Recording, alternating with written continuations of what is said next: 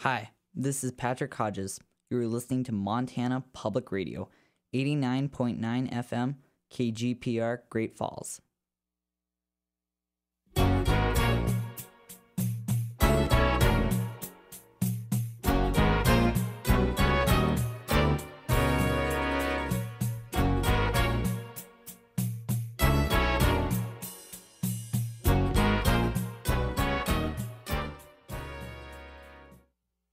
Welcome to On Point. I'm your host, Roger McConnell, and I'll be here every other Tuesday at 1 p.m. with topical shows addressing the needs and concerns of military veterans and active duty personnel. My guest today on Point is Mr. Tom Figarelli, Development Officer in charge of Philanthropy and Government Affairs at Great Falls College, MSU.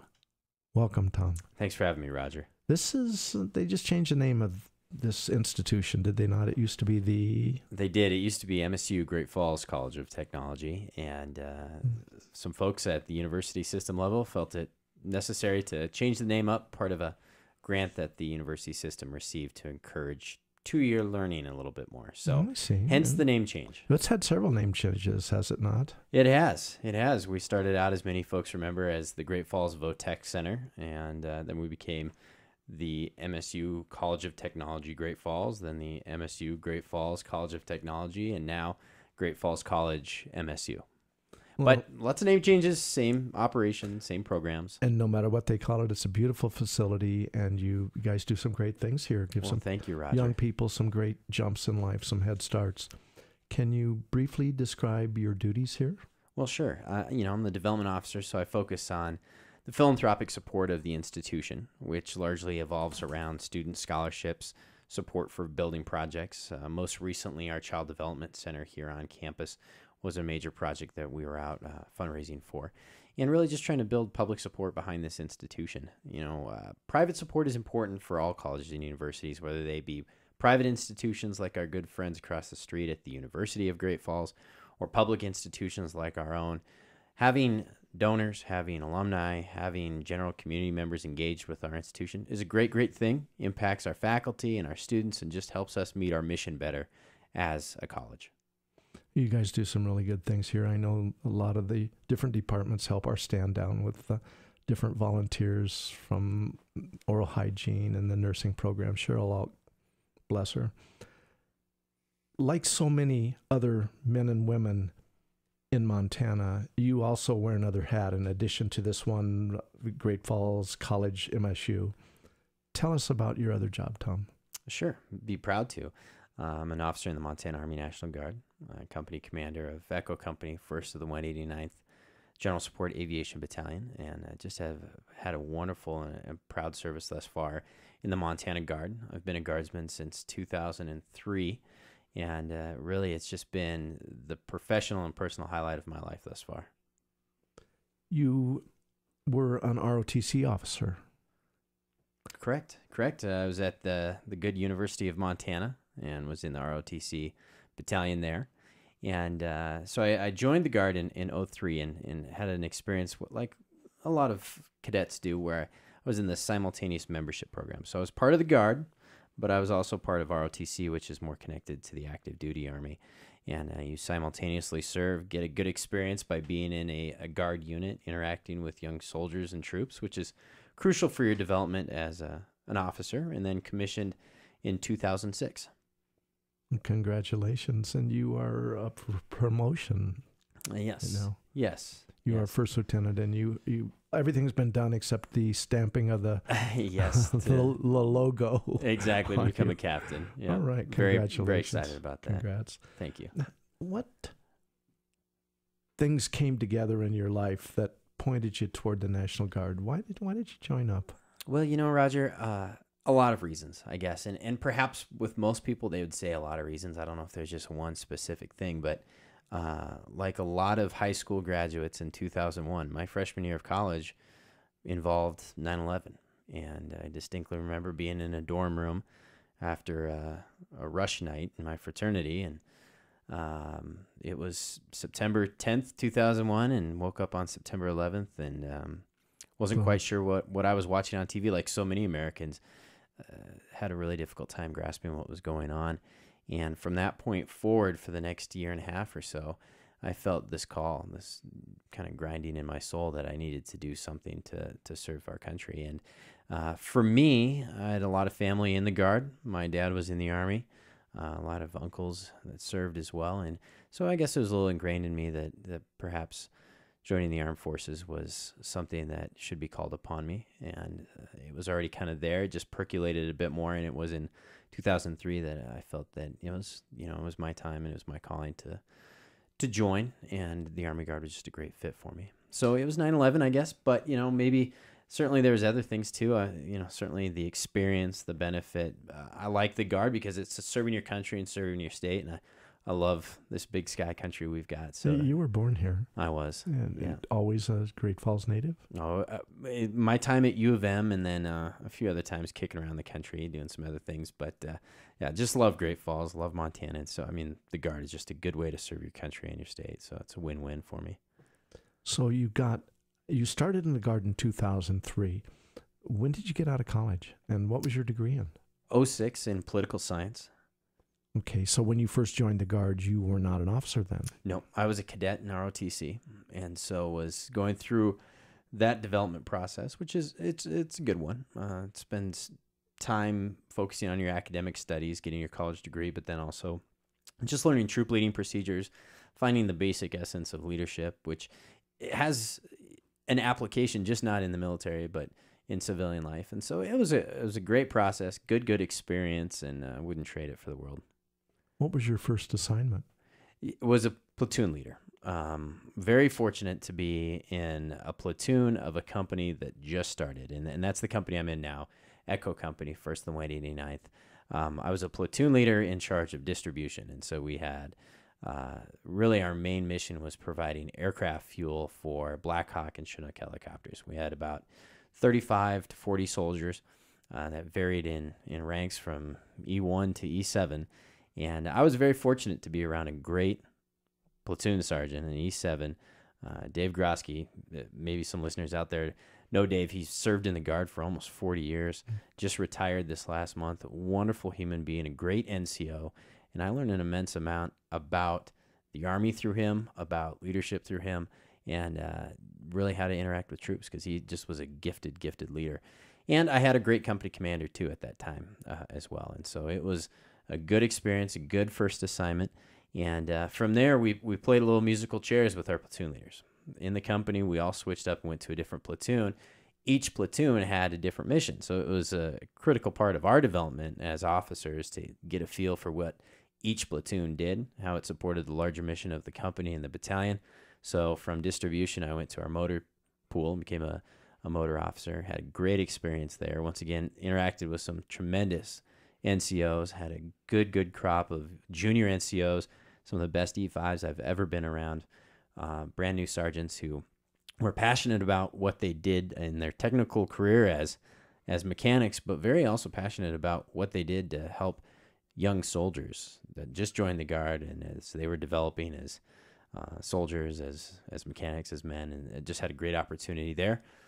After that... Now, this was in Helena, right? Correct. Your unit this is all in Helena with the 189th Aviation Battalion. From there, served as the company's executive officer, which really, for a lot of people know, it's kind of like the right-hand man for the company commander.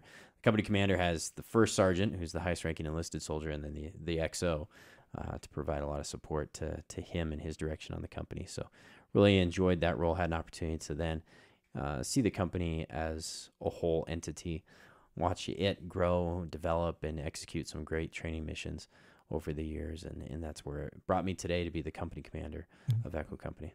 Congratulations again. Tell us exactly what your unit does. It's not an infantry, and it's not the 163rd. It's an aviation. Correct. That must have several different flavors, too, of things that you're responsible for. So just lead us into a little of that. My pleasure. The 189th is, I'll start out by talking about the battalion, just an amazing battalion. For a lot of folks that drive between Great Falls and Helena, occasionally you'll see a Chinook or a Black Hawk helicopter or maybe a smaller OH-58. Those are all from the 189th And Aviation the Chinook Battalion. is a guy with the rotor on top at each little tower on the ends. Yep. Okay. Rotors on both ends of the airframe, and very fast helicopter, believe it or not, very large helicopter. Very large. Has a lot of thrust, a lot of capacity to carry troops and equipment. So a great aircraft. Blackhawks as well. Those are just parts of what the battalion does. The battalion's there to provide general support to whatever theater they're in, and our company is the forward support element of the battalion, which means that we focus on the combat service and sustainment. So we provide fuel, we provide ground maintenance, we track ground maintenance of equipment, materials, weapons, and then provide mess operations to the battalion too. So whatever the battalion needs to sustain itself in a forward posture, Echo Company, our company, is there to provide it. So as I like to tell our folks, we do 4 F's. We fix, we fuel, we feed, and we fight, because we are soldiers above everything else. And so it's a great company. The Forward Support Company was just put into the battalion in 2006. The 163rd, the Montana Guards Infantry, has an Echo Company as well, a Forward Support Company. They have a similar mission as ours to provide sustainment and support to their battalion. It's a great concept within the Army. It's fairly new. I think just based off of my experience, it's one that functions very effectively. We provide the battalion a great amount of support. I think we allow the battalion to be a little bit more agile. When the battalion's moving on doing a convoy, that's Echo Company, the forward support's responsibility to plan, administer, and execute. Whenever we're doing forward fueling operations, whenever we're doing recovery ops with convoy or trucks, that's us. We also play a real key role in training on tactical convoy operations as well. All areas that we're very proud of and that we serve the battalion well with. So you guys are flying sometimes gunship support for convoys? Correct. Okay. One great training element for the 189th is we've got the aircraft assets right there. So when we're doing ground tactical convoy training, we can interact with the aircraft to do overwatch for us and to provide the recon support that you would have in theater. So it's a very real-life training for our soldiers, and that's just an excellent attribute that we have as a battalion that allows us to train at a really high level. Slick. Now, tell me a little bit about your contingent, if you will, of aircraft. You have the Blackhawks, you have Chinooks. How many of each, and you don't have any Apaches then? We don't. The battalion doesn't have any Apaches. We've got one company of Chinooks, and that's Bravo Company. They're currently deployed at the moment. And the number of aircraft they have, I'm not entirely sure of, to be honest with you. Our company doesn't have any aircraft. We just have all the ground vehicles, and so we have about 70 ground vehicles. There's about 14 Blackhawks, give or take, within the battalion as well. And I would say 3 OH-58s, which are the smaller The observation helicopters. Now, the Blackhawks, are they often used for medical evacuations or flying goods around? Good question, Roger. A little bit of both. We have one company, Charlie Company. It's our dust off. They're the medevac group, and they actually just returned, I believe, in May from Iraq and Kuwait. And so they're just back in the state right now, and they provide a crucial element to that. So we have a lot of medics within the battalion that service within the headquarters company and then Charlie Company as well. And then other line companies that provide any type of support that would be needed from an aviation battalion, and those have Blackhawk airframes as well. As an aside, the Chinooks, these guys are the tow trucks in the sky. How much can they carry? I've seen them carry artillery pieces. Tremendous amount. They can sling load a Humvee without any problem at all. Connexes that have materials in them without any problem. They have an immense amount of capacity, particularly with fires. This is a bad fire season, and so folks around the state have seen some white DNRC helicopters out and about. They've seen, I'm sure, a few Blackhawks as well with the smaller buckets. I think their buckets hold around 600 to 700 gallons, whereas a water bucket under a Chinook that would dump water onto a fire might have close to 2,000 gallons worth of water under it. And so they're tremendously powerful, provide a great amount of support to civil authorities with fires, and then also with our operations in a theater of war, any type of aircraft is tremendously important. Chinooks particularly so. Let's talk about that in just a moment, but I do want to reintroduce you for anybody that may have just joined us. My guest today on Point is Mr. Tom Figarelli, who is the Development Officer in charge of Philanthropy and Government Affairs, Great Falls College, MSU. Welcome again, Tom. Thank you for being here. Thanks for having me, Roger. Now, when we think of a National Guard unit, and you see all of this military equipment, you think of warfare. That's not your only job. No, it's not. It's not. Providing support to civil authorities is a crucial element of what the National Guard does. And I think for myself and so many other people, that was one of the draws to joining the Guard, is to provide support to your state.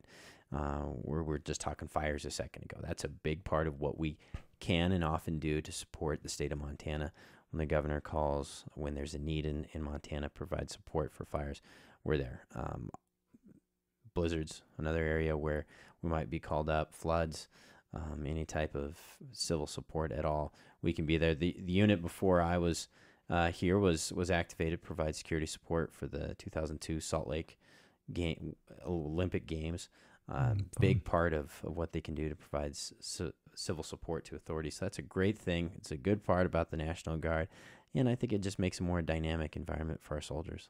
Your boss then, ultimate authority in the state of Montana, is the governor of the state. Correct. The governor is the commander-in-chief of the Montana Guard. Commander-in-chief. And if he doesn't want the unit deployed to Iraq or wherever the president is trying to send your unit, he can veto that choice? Not necessarily. Not necessarily. I can't really speak to those dynamics. They're a little bit over my grade, but I do believe that there's this interesting dynamic that the Guard used to be a strategic reserve force, and we're talking back in the 80s into the 90s, and now we're an operational force, and we deploy at a fairly regular pace. We're within a deployment cycle that sends all of our organizations to support theaters of war at some point or another, and it creates a certain level of op tempo, I think, that's greater now in the National Guard than what I've heard was existing 20 years ago.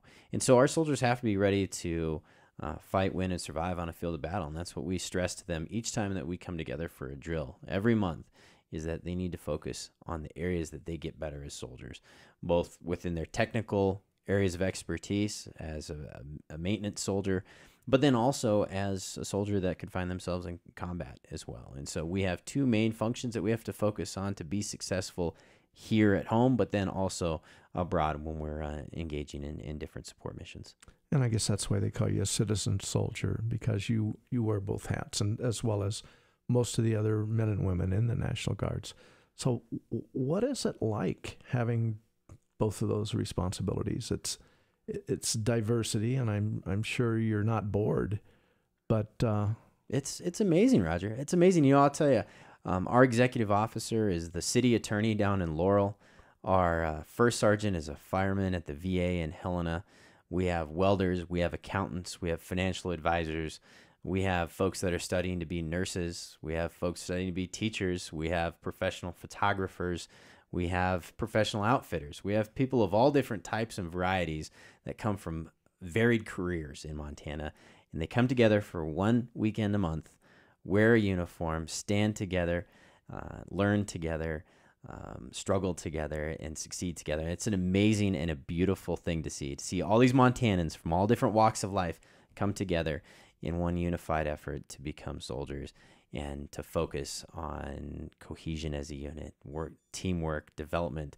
It's an amazing thing. I can't tell you how proud I know I am and all of our NCO leaders are when we sit down at the end of a drill weekend to just talk about what's going on. And I think that makes us so strong as a National Guard unit. The active Army, I'd say, doesn't benefit from the diversity of skill set or perspective.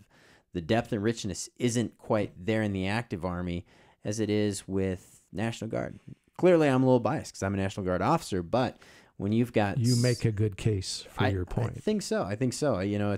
It's a real asset to have that many different perspectives coming together under one unit. It makes us, I think, very, very resourceful. And no longer just a band of brothers, but a band of brothers and sisters. There Absolutely. are a lot of women serving in the National Guards, as well as Absolutely. the other branches of the services. Did we talk about all of your assignments?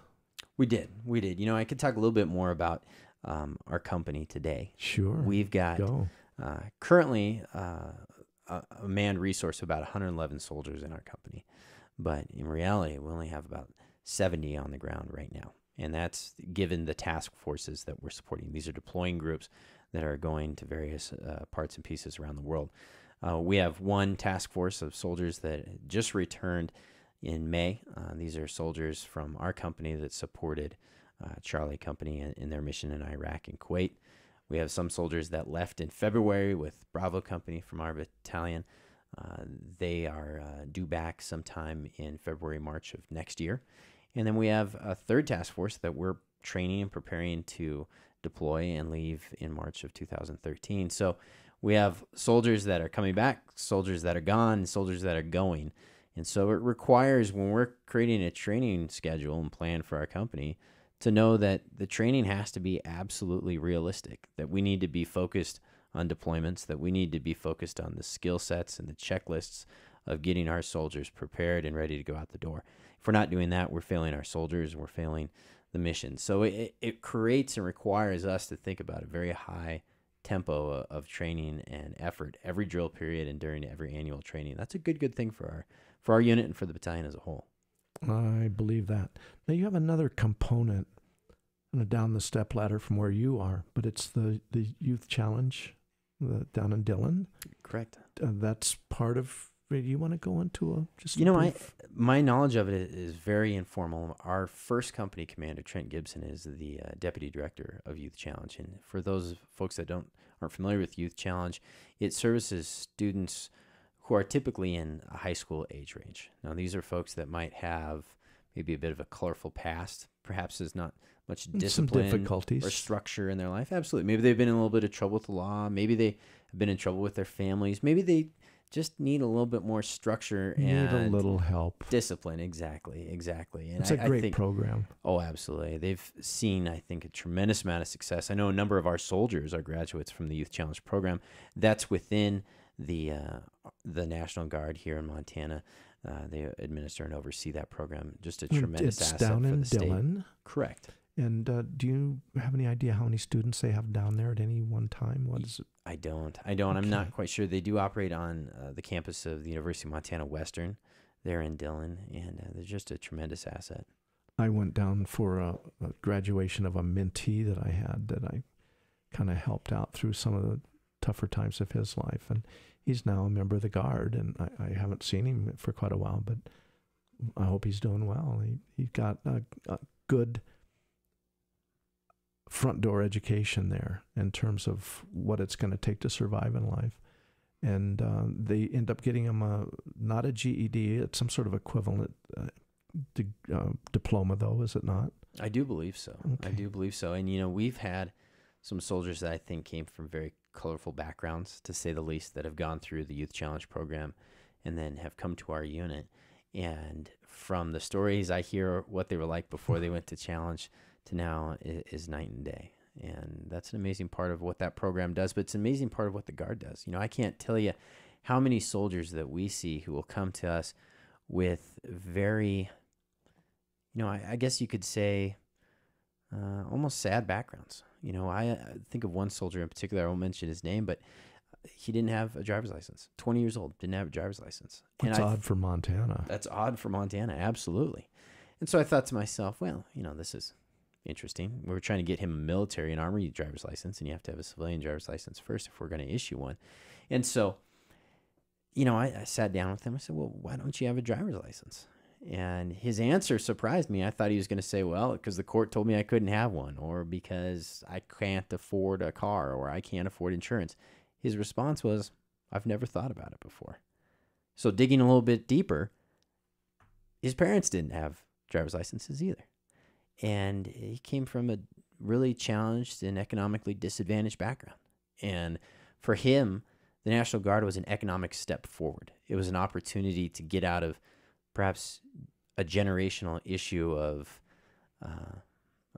lacking opportunities, of lacking financial flexibility. And when he came to us, not having a driver's license was kind of a byproduct of where he came from. That's not to say he came from a bad place, but it's just say he came from a challenged place. Different and probably more widely challenged. Absolutely. And so being able to work with a guy like that, I know, on the wide scale of things, not having a driver's license is kind of a minor issue, but we were able to just get him to the DMV, have him borrow my car, go take his driver's test, get a license, and not only succeed in getting his military driver's license and do more things professionally in his Army career, but then go back home. He was from Billings. You'd always have to catch a ride to get to drill. Go back home to Billings, have the flexibility to go out, find a job. And, the guy's life is 180 degrees from where it was initially. And that's a big part of what we do. You've seen a lot of changes in your men. I'm sure that you've seen a lot of success stories and maybe even some people that the Guard wasn't for them and they ended up finding another path. But can you tell us about some of the other positive changes that you've noted in your men and maybe in yourself?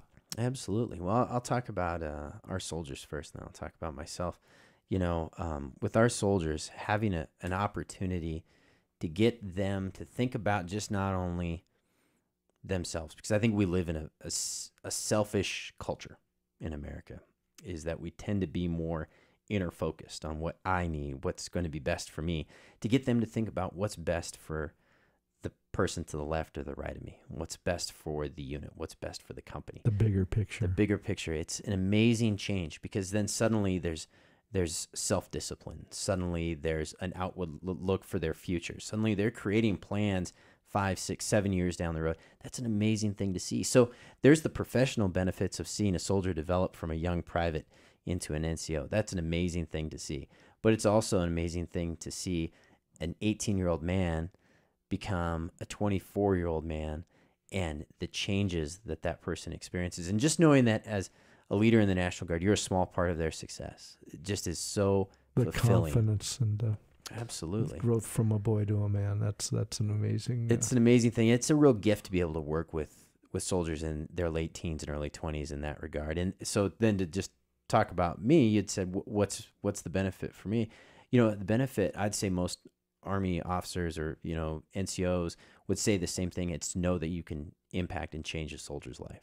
That's amazing. I mean, the mission will take care of itself if you take care of your soldiers. If you've got good soldiers that have confidence in you as a leader and you treat them well, that mission's going to take care of itself, and it's a beautiful thing.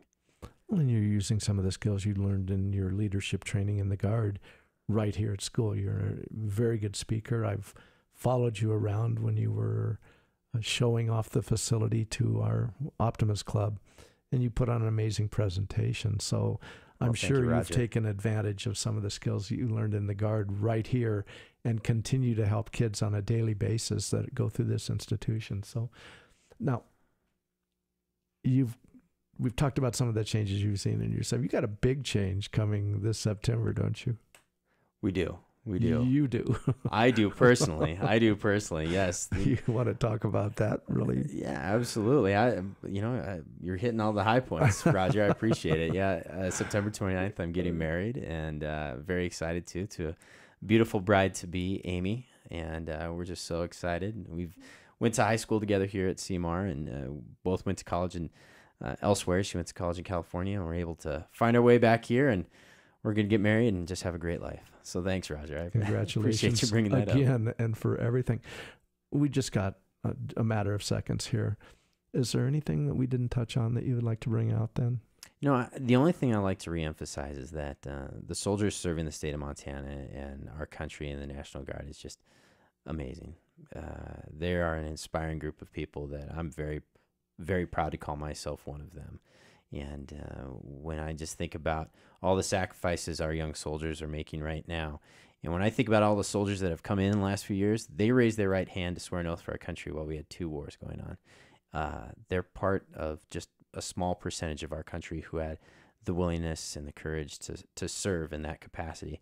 I can't say enough. Words can't properly explain how proud I am to lead those soldiers and to be a part of an organization that they're in. It's just an amazing group of people. Well done, Tom Figarelli, Montana National Guard. On Point continues to air every other Tuesday at 1 p.m. on Montana Public Radio, KGPR, Great Falls. If you have any questions, comments, or ideas for future shows, please contact me, Roger McConnell, at 406-799-6709 or an email onpointkgpr@bresnan.net.